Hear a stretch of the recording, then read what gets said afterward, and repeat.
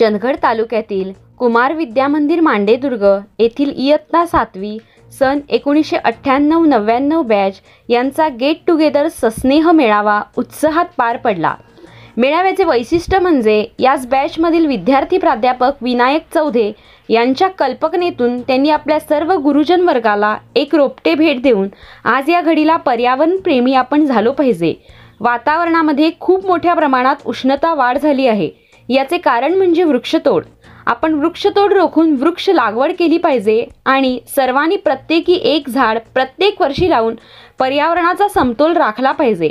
हा यामागचा हेतू प्राध्यापक विनायक चौधे यांचा व सर्व वर्गमित्र मैत्रिणी यांचा आहे।